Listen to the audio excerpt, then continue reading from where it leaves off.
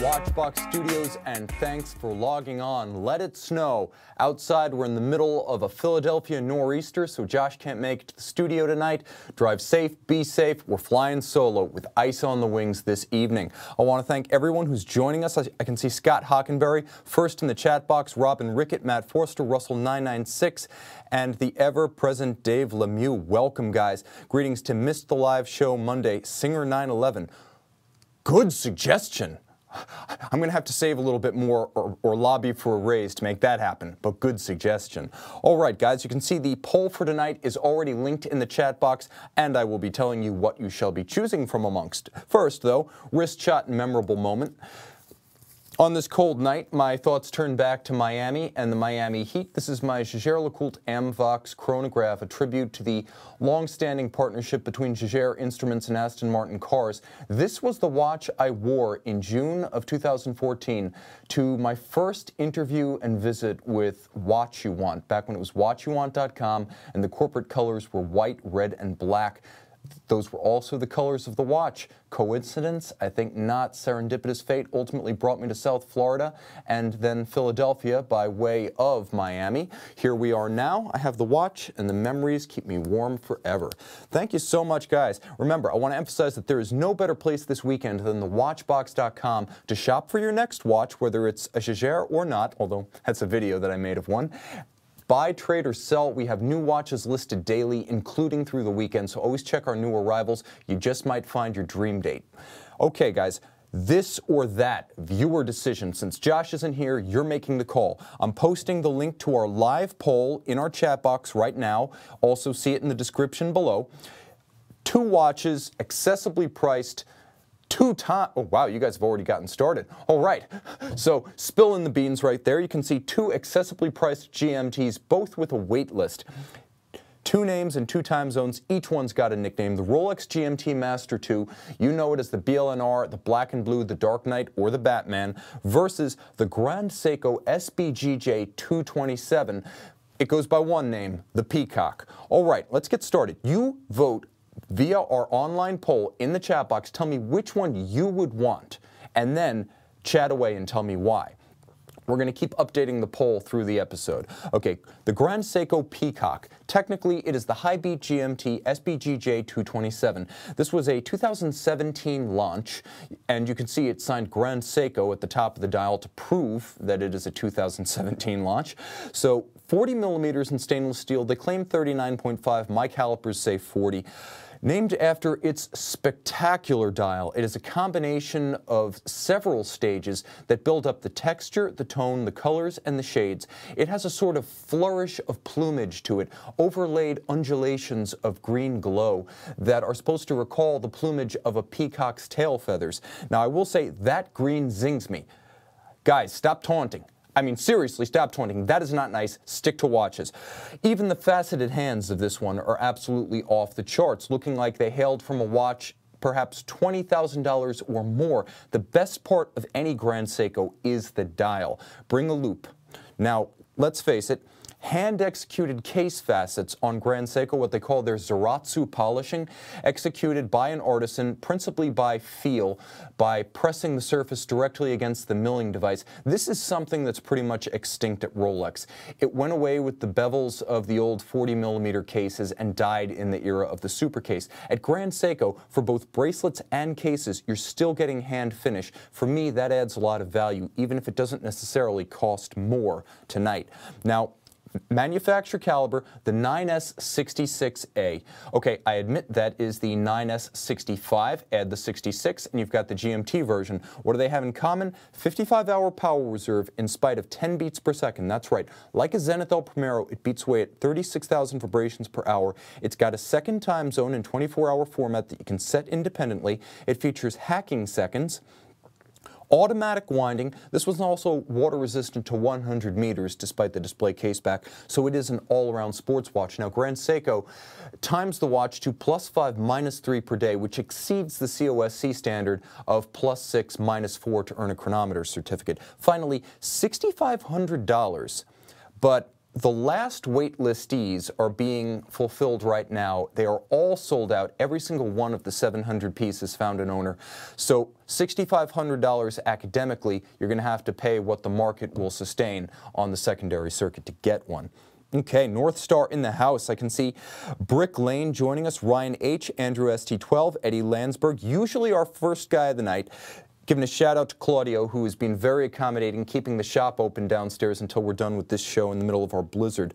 I can see Todd Piasecki and AH joining us tonight. I can see Dave Lemieux saying, Rolex, if the Grand Seiko were thinner and had a slimmer profile, I would go with the Grand Seiko. I own a Grand Seiko.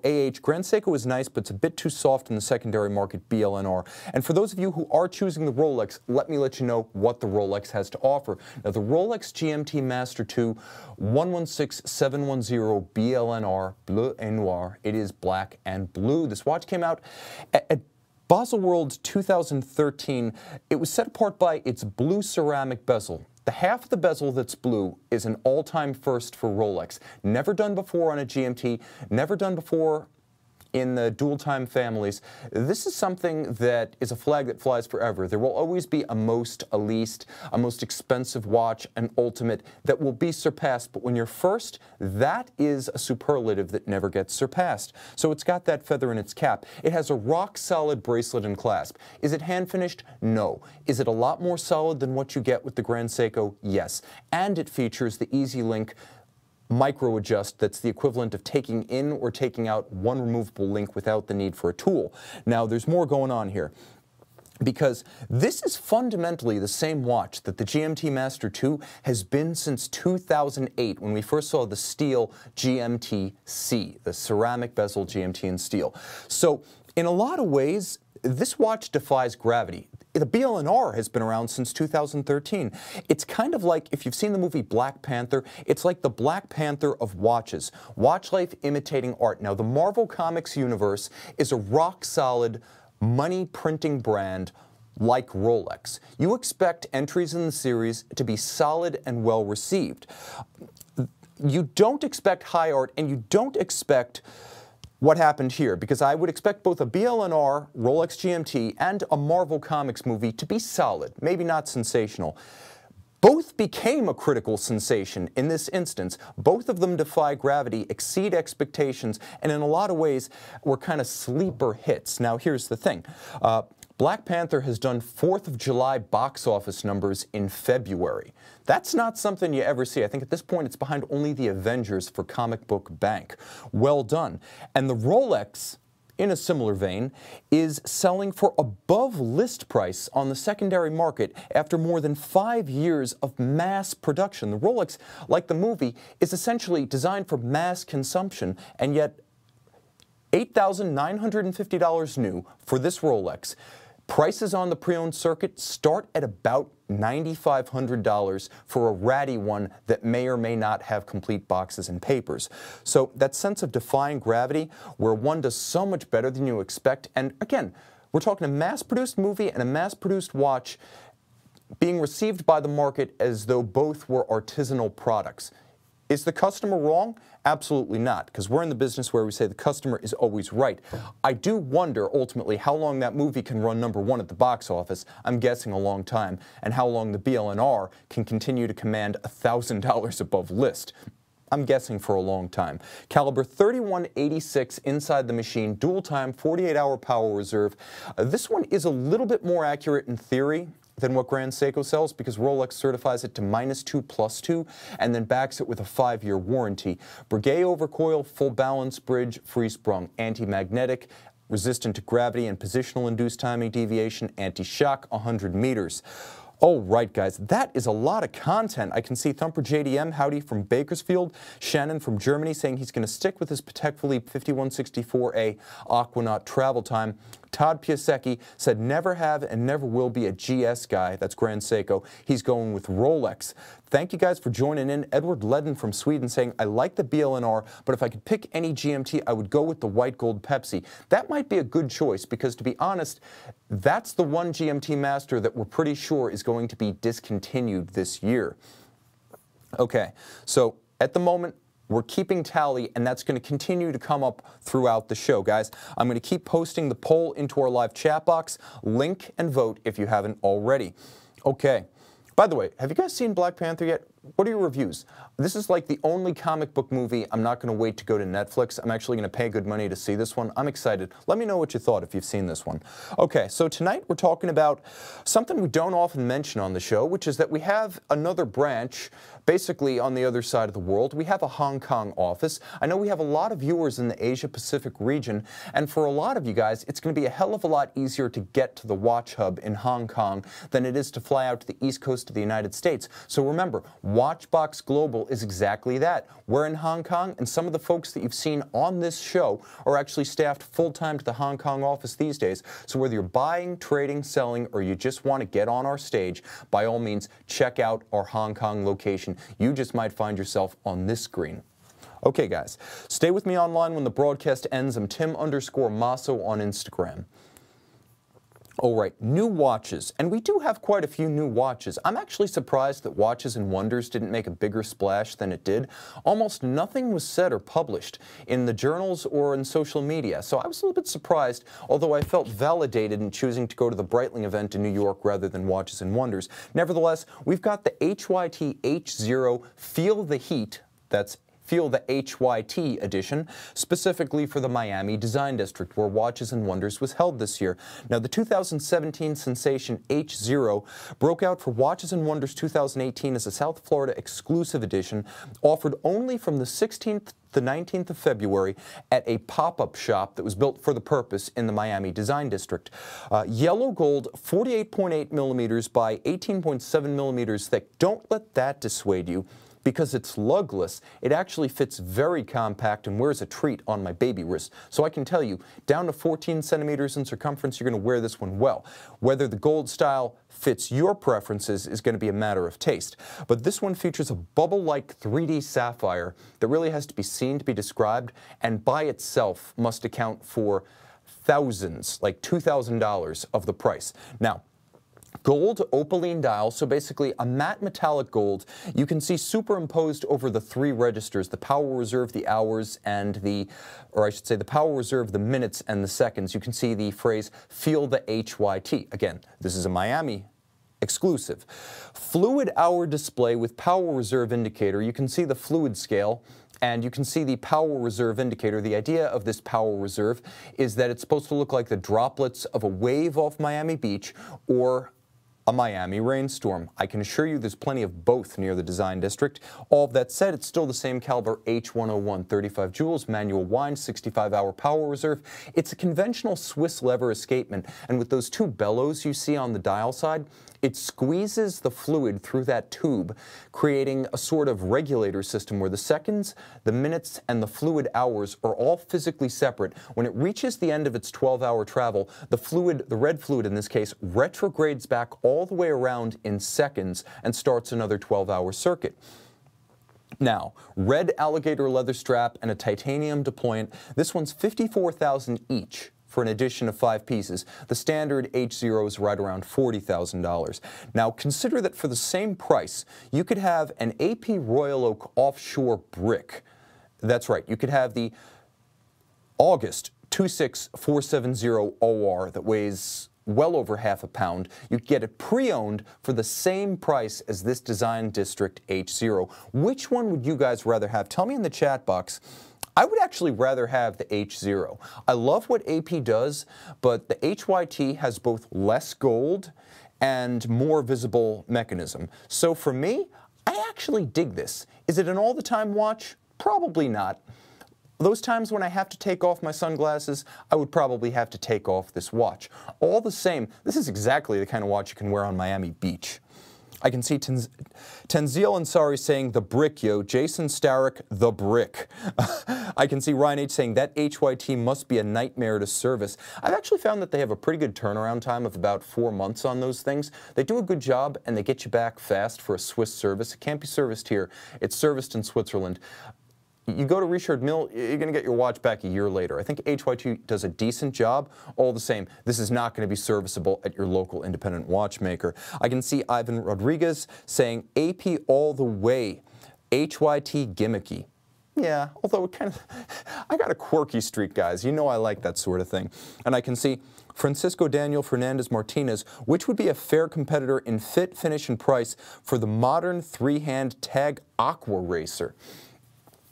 I would say you'd want to consider something like a pre-owned IWC Aquatimer, or I would say something like consider like a pre-owned, I want to say 3290 IWC Aquatimer, or get yourself a pre-owned IWC GST. Back when they made them in gold, steel, and titanium from about 1998 to 2006, that's a watch to look into because you have your choice of chronographs, simple automatics, and even a few complications. Will you exceed the price of an Aqua Racer? Probably. But you also need to consider new alternatives, like, for instance, the Oris Aquos, which leads us into our next new watch.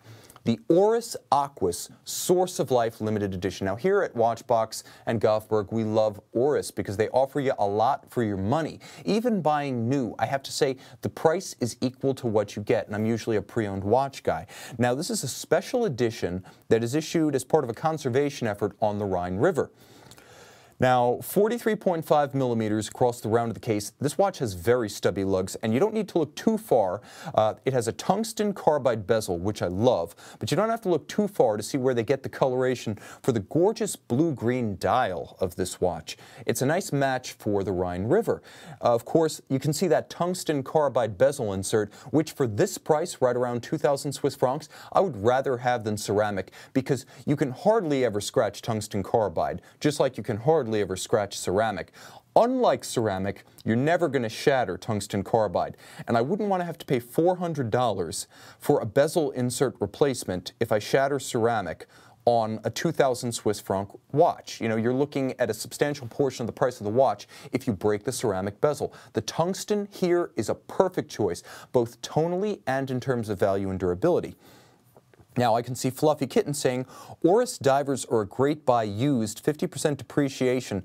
That's a fact. You gotta take your chances with Oris. All the same, 50% depreciation on a $2,000 watch is a hell of a lot less than that AP Royal Oak offshore brick, which you can get for about $54,000 and retails for $69,000.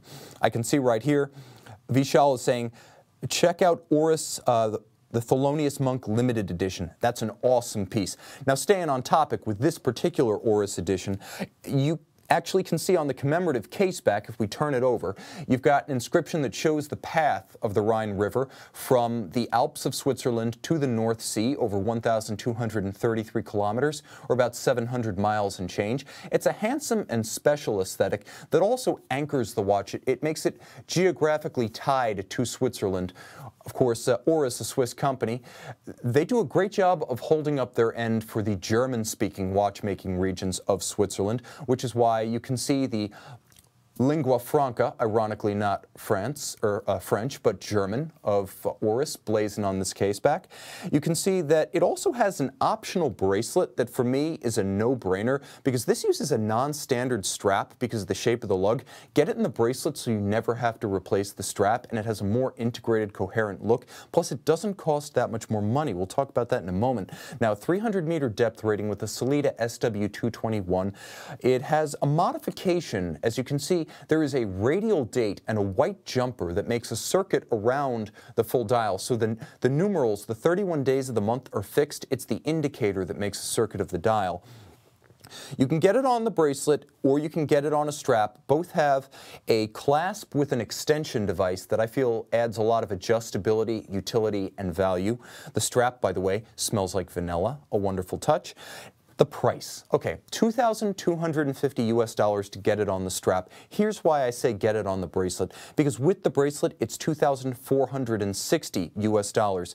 So for an extra $210, you get the bracelet. For me, that's a no-brainer because there's never a replacement cost when a bracelet wears out. It just doesn't happen. Eric Nielsen saying he's not selling his sin, if you know what I mean. Matt Forster saying Oris has variety, sin all looks similar. This is true. Oris does have a huge range of divers, from the Divers 65 Vintage to the Aquos in kind of the middle ground, the versatile size, to the overwhelming Pro Dive family, which I don't even know what to compare it to, something like a Richard Mille RM28. It's a crazy watch, the Pro Dive, but a lot more affordable. Oris has a great range, and we love almost everything Oris makes here at Watchbox. Edward Ledden, let me know, which one would you pick, Edward? And I can also see right here, John is asking me, Tim, John Z asking Tim, Patek 5276 or 5396 with Breguet numerals?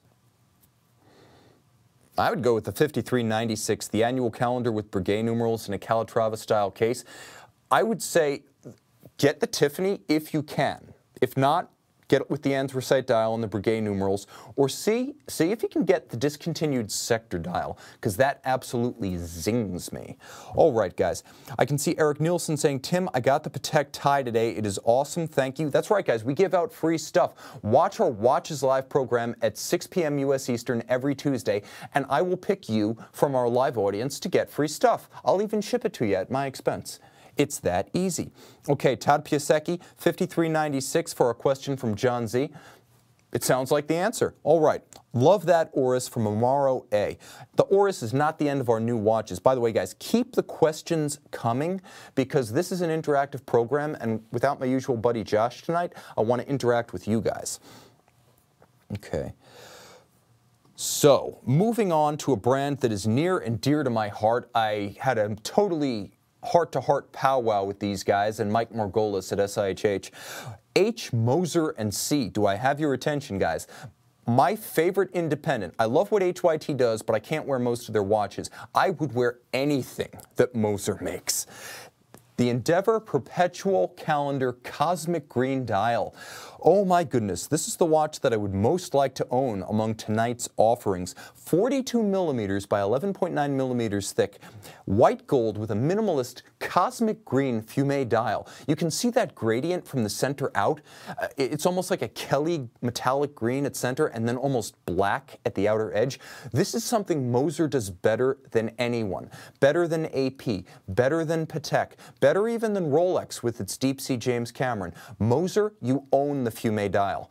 Now, this watch features indices at 6 and 12 only with a minimalist dial calibration. It's designed to be very clean, very plain. It also offers a larger case. Case size goes up from 40.8 to 42.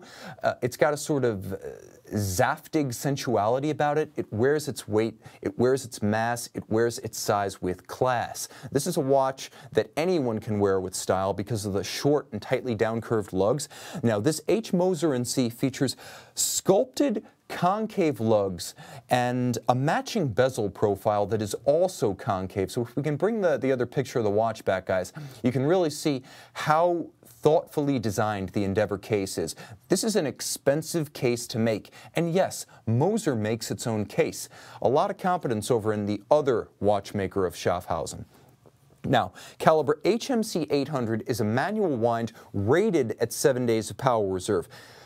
Swiss-German here, so they under-promise and over-deliver. It will run for more like 9 or 10. Now you can see hand-finished with a unique double-crested Côte de Genève across its bridges. You can see those close-coupled coat and then the broad spacings. It also has jewels set in chaton. You can actually see right there that the twin mainspring barrels that endow the watch with that power reserve are set in screw-fixed chaton like a longa movement. You'll also note the full balance bridge with a free-sprung index, the overcoil hairspring on a fully removable platform escapement. You can pull out the balance and the solid gold escapement, pallet and wheel. It comes out as one unit, so you can put in a new fully lubricated and regulated unit when servicing the watch. We were talking about service for HYT. Moser, under MELB Holdings and the Milan family that's owned them since 2012, has this down to a science. And you can see, if we can go back to the HMC 800 movement, the watch, which features a stub month indicator on its dial, also features a leap year cycle indicator on its case back. Super clean. Would I buy this? Yes, I would. And you'll pay for the 50 pieces being made somewhere between $65,000 and $70,000 US dollars. I haven't seen the exact pricing, but it'll be in that range. Okay, true lie. I believe one of our friends from Canada saying, I need a Swiss Icons watch. Good luck. Moser has discontinued that, although I can say, because I asked and they told me, the watch does exist. It was not a prototype. The Frankenstein watch that caused quite a row and raised, I wouldn't say somebody's ire, rather everybody's ire around SIHH. Google Moser Frankenstein watch, you'll see what I mean. It exists, but it will never see the light of day, ever again. Okay, Matt Forster saying older Moser are a great deal pre-owned.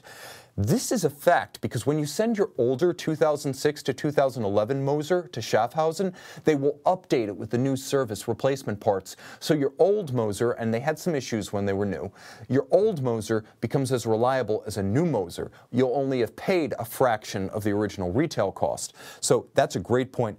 Also, Aeolus 1982, our friend from Germany, saying there are too few Mosers on the market.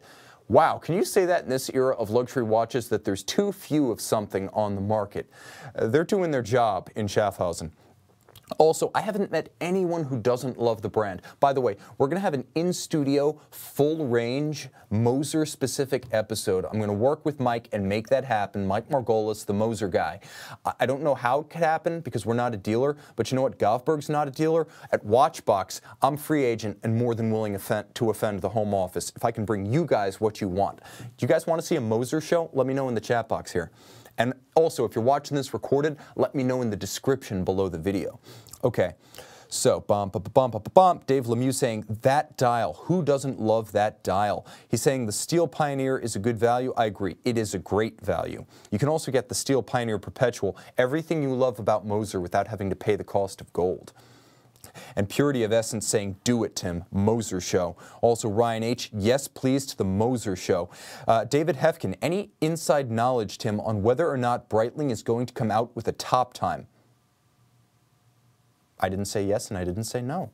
But we're getting to the new Navitimer 8 collection and what I saw in New York with George Kern of Breitling. But first, let's do some viewer wrist shots. Okay, guys, the UK's Moser R already picked his winner here. It's his Rolex GMT BLNR in the snow on Mount Everest. Yes, he actually went. So he chose the BLNR for himself of our this or that watches, and he managed to put it on his wrist and book it to Kathmandu for a Sherpa expedition faster than any of us could have anticipated. You've chosen well, and I love the Everest strap on Mount Everest. Nicely done. Okay.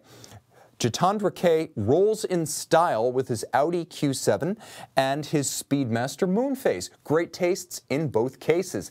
I'm an old Omega guy. It was my first luxury watch, a graduation gift, and I am a long-time devotee of the Four Rings, so I love all things Audi. That said, Victor T breaks up our online car show with his stunning Vacheron Constantin reference 47111 in platinum with the exquisite La Magna 2310 caliber doing business as the Vacheron 1141. Awesome choice. And I must say, what's this? Future Tim sends this snapshot with the note, spoiler alert. Oh, come on! It was supposed to be a surprise! Future Tim. Total SOB. All right, back on the road, Fred P. rocks the Royal Oak offshore chronograph in his righteous Audi R8 V10 6-speed. This man has incredible taste right here. All right, remember, send your wrist shot to tim@thewatchbox.com, whether you're watching this recorded or live, tim@thewatchbox.com to see your wrist on my show. And I guess the way this is going, possibly your car as well. Okay, do a Laurent Ferrier show. JBO Surf calling out for our friends from Geneva. We are now a Laurent Ferrier dealer. I promise you this will happen. I'm very excited to see what we can do with the brand. Also, I can see Firas T, please tell me something about the JLC 976 Grand Reverso black dial. Why aren't there many reviews on that one? Because since that watch came out in 2011, it's not a common watch. It's sexy, but most people who've gone with the 976 rose gold black dial have gone with the, well, who've gone with the 976 and rose gold have gone with the silver dial, or they've gone with a steel version of the watch. For whatever reason, in any metal, people tend to go with silver dial reversos. It's not my taste, but it is what the market volume demands. Okay, so William V6, Tim, do you think the Batman will be discontinued anytime soon? The Pepsi, yes. The Batman, no. I don't think even Rolex could leave that much money on the table. Too tempting. Okay, industry news, we head back to Germany, and Moritz Grossmann. Now, they received a patent this week, Moritz Grossmann did, for their Bennu tourbillon. Now, this is a company, a small glasuta manufacturer since 2008, a hidden gem, in my opinion, that's a worthy rival to the absolute top-end stuff from Glasuta Original, Lange und Söhne, and Lang & Heine. This is a great company that makes only a few hundred watches a year, and I mean like 200, not 400, 500, 600. Really special people doing special things at a company that makes almost everything in-house. They received European patent number 2,874,021 for their double minute display. Now you got to look at this for a moment before you realize exactly how it works. But here it is. There is a big radial hand on the dial that indicates the minutes. You see it's a regulator with seconds at 9 o'clock, hours at 3 o'clock, and then a big radial minutes display that moves around the outer circumference of the dial. That big hand has a short counterweighted tail that indicates a 10-minute span of minutes when the longer hand is traversing the aperture of the tourbillon. So it's almost like they're tag teaming, and that centralized register covers minutes 25, or I should say 24, through about 36. So it's a little over 10 minutes. And they received a patent on this display. No one else can use it. Thoughtfully done, and as you can see, it's also available in black, which absolutely zings me. Bring money. For 176,000-ish US dollars, you can have one of 10 being made, 45.5 millimeters, caliber 103 manual wind with the black dial. This is a tourbillon that features hacking seconds. They are doing a lot of things right and doing a lot of things different. Christina Hutter is the founder of the company and the owner, and Jens Schneider is their chief watchmaker and engineer. Super special folks. Visit them if you're in town and buy their watches because they make great things. Do we have a picture of the underlying caliber 103, guys? There it is. An absolute masterpiece in the finest modern traditions of glasuta watchmaking. Guys, can we do a full screen for that? Is that possible? That is actually the assembly of the tourbillon, the flying 3-minute tourbillon. Again, they're doing things differently, but to the highest possible standard. And let us see the flying 3-minute tourbillon assembly. Slick. Also note the colorless sapphire is the capstone for the tourbillon. I love these dudes. Okay, so now that brings us, by the way, questions coming through. Okay, Tim, what do you say? Tom Locke is asking, Tim, what do you say to a Panerai 682 submersible 42 millimeters versus the 1535 GMT 42 millimeters? I guess a lot of that's going to come down to which one you think looks better on your wrist. I happen to like the 42 millimeter submersible more, only because I find more often than not, I have use for the diving bezel as a timing device, whereas I don't travel quite enough to need a dual time and the busier dial that entails. For me, the 42mm 682 submersible being a first for Panerai is kind of a historically significant watch for them. I also think you get a cleaner dial, and the one objection I always had to the Panerai submersibles is that they were just too cartoonishly massive. With the 42, I think it's versatile. You finally got a Panerai diver that even a guy with a small wrist can wear in formal attire. So it's not outlandish, it's clean, it's a historic first for the brand, and personally, I find more use for a dive bezel as a timer, a countdown timer, than I find for a second time zone. Okay, Shannon asking me, Tim, is there any German brand that is not soft on the secondary market? You know, I'm sorry to say that right now German watchmaking has probably never been more highly regarded or softer on the secondary market. The two do seem to go hand in hand. The only place you're going to see stiff resale with respect to German watches is if you have something like a Sinn EZM1, the 1997 to 2004 40mm German SWAT Team Titanium Limited Edition chronograph. That was a very special tritium dial contract watch ordered by a German government elite force that now trades for way above its original price on the market. They made another flight of 250 in 2008. Short of that, Sinn is weak on the secondary market. Or you could talk about the Langes that do well at auction. Any Pour le Mérite tourbillon is an investment-grade watch. Any steel Lange 1 from 1998 is an investment-grade watch. Any of the Saxonia service loaner watches, they actually made a Saxonia in steel to give to their customers while their watches were in for service. Those are worth a lot of money. Also because a lot of people stole them, so they tended to disappear from the market rather quickly. My point is that for reasons that I don't consider legitimate, mostly a lack of strong marketing, German companies have weak resale value, other than those specific cases I mentioned. So no, there is no strong wall-to-wall model line from a single brand, and I'm really sorry to say that. Okay, Tom Locke asking, should I go for a JLC Master Control sector dial? This is a rare case where I'll say if you're not going for the standard black dial Master Control, go for the Panerai 682 submersible. The standard black dial Master Control for me is richer, better assembled, more opulently appointed, and better looking than the sector dial. Okay, great stuff tonight. Shannon saying, not cars. It's true, German cars have decent resale value. German watches, not so much. German watches are like a 15-year-old AMG. In terms of resale value. Some folks are saying Nomos, yes, certain Nomos watches do have stronger resale value in general than most Germans. But now we get to the best article of the week. Best article of the week for us being from a blog to watch, link in the description below if you're watching this recorded, from a blog to watch, Georges Kern on what to expect from Breitling in the coming years by David Breton, managing editor of A Blog to Watch. I was actually with David in New York City. We were in the same QA sessions and we were asking the same annoyingly probing questions to Georges Kern in the press conference. We also held him for a little extracurricular after he left. All of the answers he gave are largely delineated in this article. If you wanted to skip the 24-hour gala with the celebrities, the red carpet event, and the free dinner, everything that mattered from the Breitling Roadshow in New York is in this 3-page article. It's a longer read than most of Blog to Watch, but you get everything you wanted to know and everything that was given to us in an hour-plus press conference.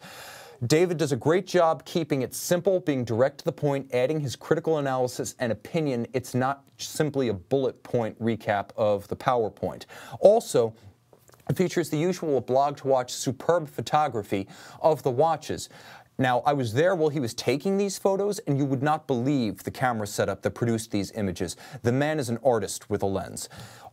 It's a long read, but it's more direct and focused than the press conference, well worth your time. And if you read this article, you will know everything we know with very few exceptions on embargoed material.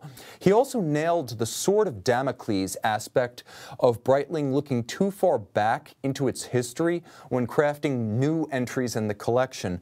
And this is a direct quote from the article that I think sums up the degree of critical analysis and willingness to offend a little bit that David brings to this article. He says, I won't call my second point a point of fear, but rather of hope. I hope that Breitling will not go down the road of Jaeger-LeCoultre that I ranted about on A Blog to Watch, that he mentions, and get entirely absorbed in its own history. Instead, I hope Breitling will always be a little bit over the top, a little bit, at least, with some super sports type watches, to use Georges Kern's new nomenclature, because not all of us want to see regurgitated content from what Breitling did in the 1950s, and I agree with that wholeheartedly. There has to be some invention here. It can't be the easy and obvious, and frankly, by this point, somewhat played out tribute watch, re-edition watch, historical thing.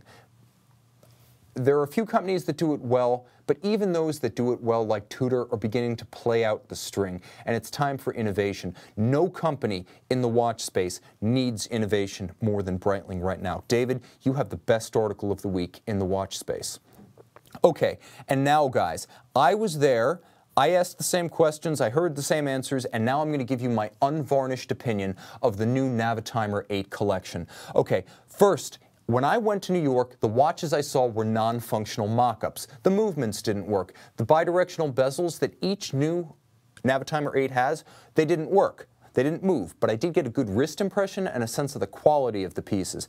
So the Navitimer 8 Day-Date, which is supposed to be the top-selling model in Asia, from what I'm told. They're anticipating that this 41mm model will be their top seller in the Asian market. And the Navitimer 8 Unitime, the watch I wanted to see most, which was my favorite from the collection, they weren't ready even in the non-functional prototype stage. I wouldn't expect to see these watches in your Breitling retailer until the second half of summer 2018. That said, and here's where my opinion really starts to weigh in, all of these watches were better in person than they are in the press photos. You can see that image from my Instagram, Tim_Masso. They have a better gleam and luster, better finish of the metal than you expected, especially on this model, which is the Navitimer 01 chronograph.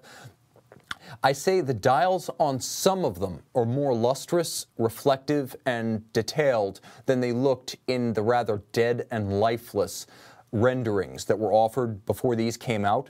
Now, we're still a long way from production, so a few things will change. You will see the addition of the Navitimer nomenclature to the dial, and they weren't very clear about this before the roadshow, but every one of these new watches is a COSC chronometer. That, too, will go on the dial. There will also be a contrasting stitch for the strap version of the Navitimer 01 chronograph. The best parts of these watches, clearly, are the case band details. They put some money into the case finishing, the bezel finishing, and also the Navitimer 8 bracelets, which feel substantial and are sized with screws, not pins and sleeves. Here you're looking at the bracelet to the Navitimer 01 chronograph, which is a flagship piece along with the Unitime. That's why it has polished center links. You can see it also features a two-tone dial with silver on blue, tone on tone. This is going to be exclusive to the in-house calibers. All customer calibers will have minimally finished satin polished cases and bracelets plus single tone dials. Okay, continuing on, I'm not sure, this is where I have to be a little bit critical. I'm not sure that Breitling has made the right choice in opting to keep customer caliber watches like the Navitimer 8 chronograph, and you can see the Navitimer 8 chronograph right here. By keeping the dials monotone with sub-registers that are the same color as the dials, I know they're trying to communicate that there's a different movement in the watch, but what it communicates to me is that these watches cost less money.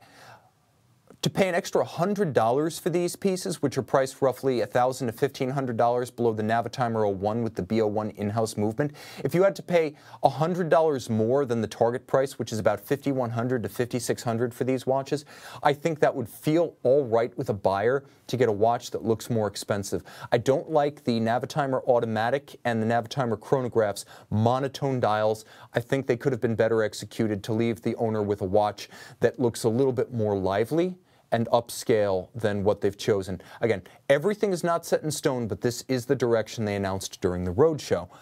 Also, I have to say that the monotone dials, like you see here and on the automatic I just showed, they're a little too flat for my tastes. The sunburst grain that they all have is elegant and handsome and dynamic, but I do feel an extra color, an extra swatch with a different reflective quality brings a lot to the table. I would recommend that Breitling think about this going forward. Also, a new clasp design is due.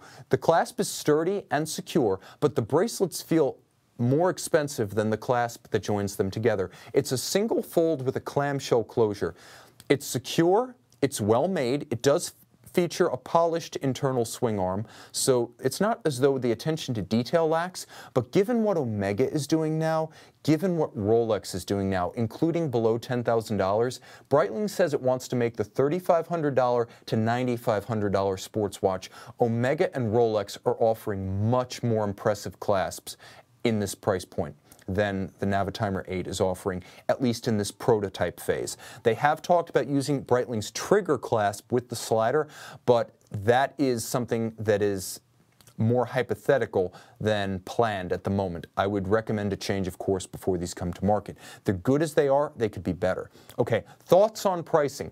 $3,500 to $9,500 is where Breitling should be. To resurrect the line and restore collector confidence, you do have to extend an olive branch, and more affordable watches to the meat of the market in steel definitely fit that description. Let's think first about what the reaction is in our chat box and then extrapolate from that. We can see right here, Mitchell S. asking, Tim, will we see a relaunched version of the Top Time as one of Breitling's future releases? This is very possible. Very possible. Okay. Now, I would also say right here, I can see Andrew ST12 is asking, does it have a micro-adjustable clasp?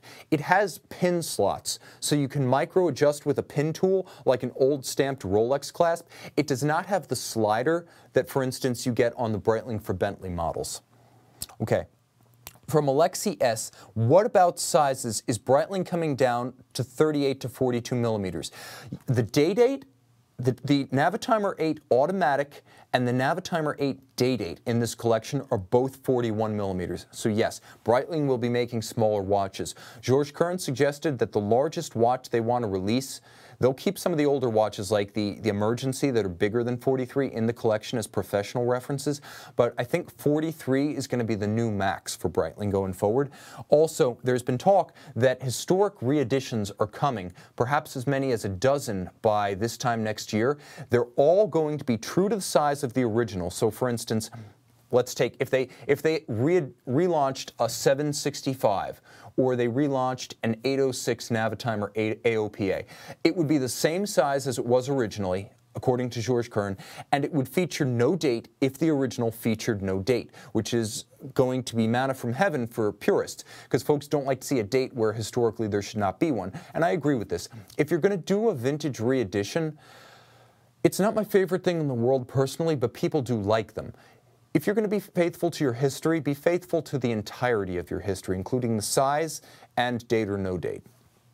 Also, thoughts from Edward Ledden in Sweden saying, these are nice watches, but I do prefer the older Chronomat and Navitimer. Then you're going to like what's coming at Basel World 2018. You will see a robust new edition of the Navitimer, the traditional circular slide rule, a series of new dials, color combinations. Very excited about this. For the traditional circular slide rule, Navitimer purist, new stuff's going to be available in new aesthetics with the in-house B01 caliber. Finally, George Kern and Breitling have been promising a big second act planned for Basel this fall and next year, 2019. You're ultimately going to see 4 primary model lines, including an all-new model line this fall, and another new model line at Basel next year. Stuff that they're launching is going to be inspired by history, including re-editions. So get ready for fewer Breitling models, fewer Breitling model lines, greater deference to history, smaller cases, and yes, the Bentley line will continue, but it will be a member of these existing reprofiled lines rather than a standalone model family in its own right. So that's what I've got for you. I think that you need to keep an open mind and judge these watches by the impression in the hand. You ask me, did they feel like $3,500 to $9,500 watches? No, they all felt more expensive than their retail price. If they don't excite you, know this, they're well made and substantial. If they do excite you, know this, you're going to be pleased with what you receive. See them in stores, wear them on your wrist, make your decision then. I did, I was pleased. I eagerly anticipate that second act. And keep an open mind, guys, because although they are going to consider dropping the Bentley as an independent model family, nevertheless, they're keeping Bentley around. For a classicist, I would say there might be better options, like a divorcee that is hot to trot. I can think, if you're willing to stray from Bentley, of an exciting alternative, guys. Why do you tempt me so, future Tim? Ugh. Okay, that's going to be on my mind all weekend. What can I say, guys? I've got a 2-track mind, cars and watches. Thanks for joining me tonight. Remember, if you're in Hong Kong, check out our Hong Kong office, subscribe to our channel if you like what you see here, and check me out, Tim_Mosso on Instagram. Enjoy your weekend, enjoy your watches, enjoy your wheels. I shall see you here on Monday.